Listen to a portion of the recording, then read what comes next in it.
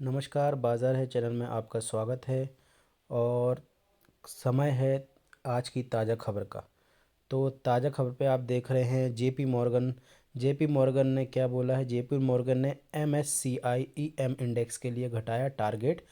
उन्होंने टारगेट घटा दिया और भारतीय इक्विटी की रेटिंग को घटाकर अंडरवेट कर दिया है। ठीक है, चलिए और पढ़ते हैं। और जेपी मॉर्गन ने भारतीय इक्विटी पर रेटिंग को डाउनग्रेड करते हुए अंडर वेट कर दिया है और MSCI इमर्जिंग मार्केट इंडेक्स के लिए अपने पूरे साल के पूर्वानुमान में कटौती की है। उन्होंने ऐसा क्यों किया? क्योंकि भू राजनीतिक तनाव और मुद्रास्फीति की चिंता और वैश्विक वित्तीय बाजारों पर पड़ने वाले असर की वजह से ये जो ब्रोकरेज है उन्होंने ये कटौती की है। ठीक है, चलो अगली न्यूज़ पर जाते हैं। अगली न्यूज़ है हमारी पेटीएम की तरफ से। पेटीएम की क्या खबर है? पेटीएम में जैसे कि आप देख रहे हैं कि भारी गिरावट हुई है कंटिन्यू, लेकिन फिर भी आप देख रहे हैं तो हमारे जो भारी गिरावट के बीच जो अशनीय सर है उन्होंने ये बोला है कि इसको खरीदें। और क्यों खरीदें? वो कहते हैं ये एक मजबूत दाव है। अब ठीक है, उन्होंने क्या बोले आपको बताते हैं। अश्री ग्रोवर ने अपने ट्विटर में लिखा है कि पेटीएम का शेयर खरीदने का यही सबसे सही मौका है। इसकी वैल्यू 7 अरब लगी थी।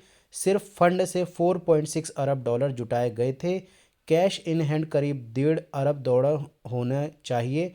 ऐसे में 600 रुपये के मार्केट प्राइस पर बाजार यह कह रहा है कि पिछले 10 सालों में 3.1 अरब डॉलर खर्च करके 5.5 अरब डॉलर की वैल्यू बनाई गई है। यह बैंक के FD रेट से भी कम है। इसे खरीद लेना चाहिए।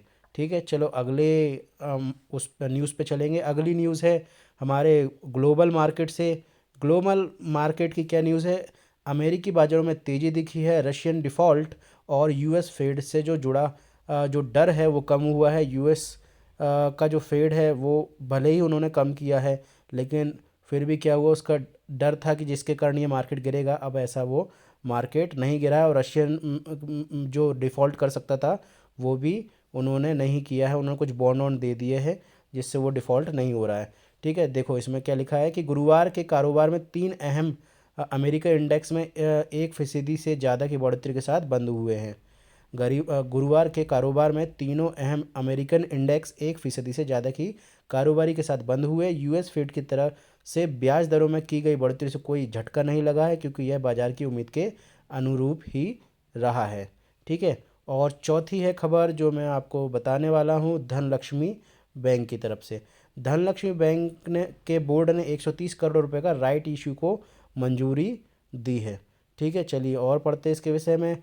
धनलक्ष्मी बैंक के बोर्ड ने 130 करोड़ रुपए के राइट इशू को दी है मंजूरी। बैंक ने यह कहा है कि इस राइट इशू से संबंधित दूसरी जानकारी है, जैसे कि राइट इशू की प्राइसिंग, इसकी रिकॉर्ड डेट और इसके अनुपात के बारे में उचित समय पर जानकारी दी जाएगी। तो ये थी आज की 4 खबरें। इसी तरह की खबरें अगर आप जानना चाहते, स्टॉक मार्केट से अपडेटेड रहना चाहते, तो आइए जुड़िए हमारे इंस्टाग्राम पेज से।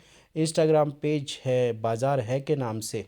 ठीक है, आप ये देख रहे हैं बाज़ार है के नाम से, हमारा बाज़ार है .in के नाम से इंस्टाग्राम पेज है। और यूट्यूब पे आप अगर देख रहे हैं तो यूट्यूब पे लाइक कीजिए, चैनल को सब्सक्राइब कीजिए।